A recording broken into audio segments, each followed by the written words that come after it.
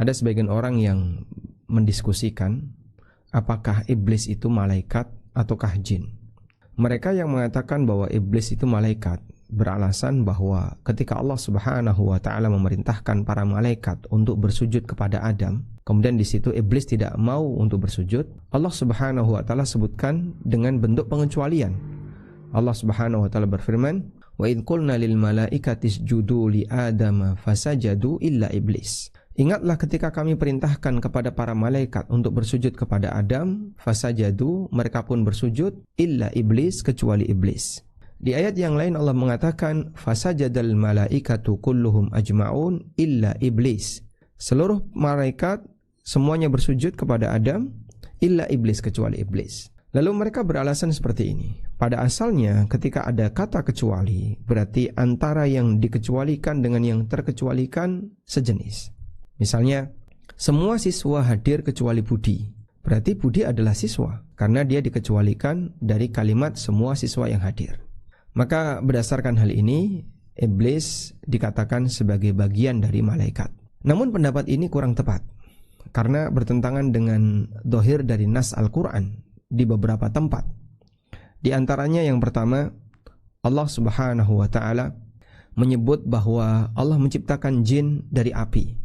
Sebagaimana firman Allah Subhanahu wa ta'ala di surat Ar-Rahman, wa khalaqal janna mim marijim min nar.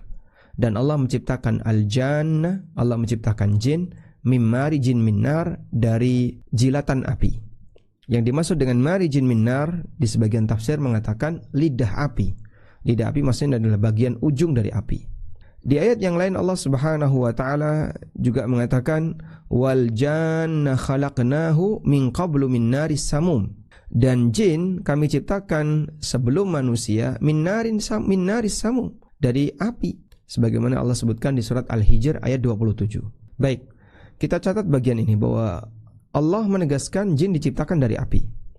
Nah, ketika iblis itu ditanya oleh Allah, kenapa kamu tidak mau bersujud kepada Adam? Ma mana'aka an tasjuda id amartuk? Apa yang menghalangimu ketika aku perintahkan kamu untuk bersujud?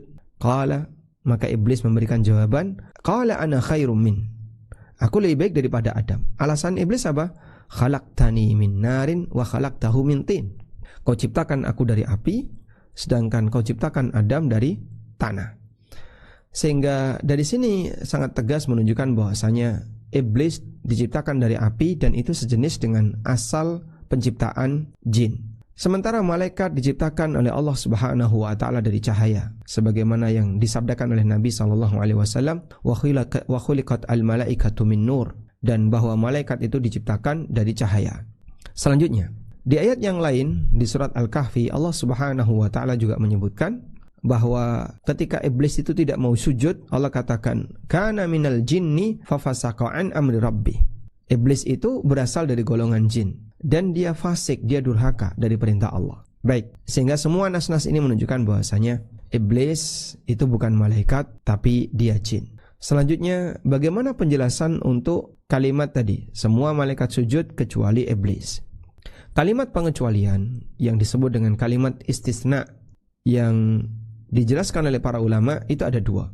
Yang pertama ada istisna muttasil dan yang kedua ada istisna munfasil.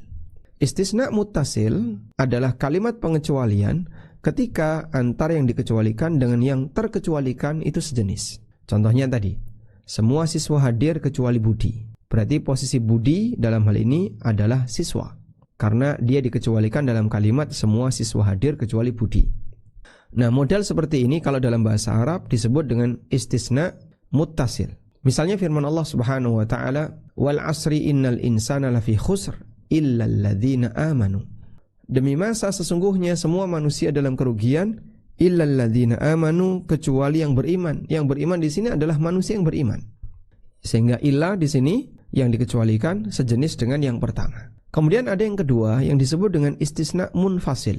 Istisna munfasil adalah bentuk pengecualian di mana antara yang terkecualikan dengan yang dikecualikan itu beda jenis.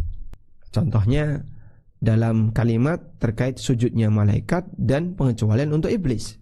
Fasajadal malaikatu kulluhum ajma'un illa iblis. Semua malaikat sujud semua kecuali iblis.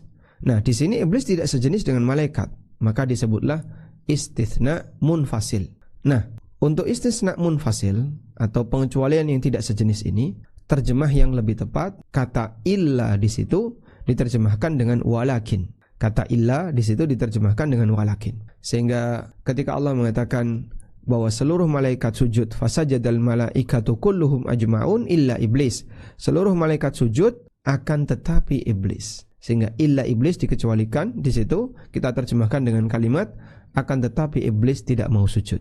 Sehingga kita sesuaikan terjemahannya sesuai dengan kondisi jenis istisnanya atau kalimat pengecualiannya. Demikian, semoga bermanfaat. Wassallallahu ala nabiyyina Muhammadin wa ala alihi wa sahbihi wasallam.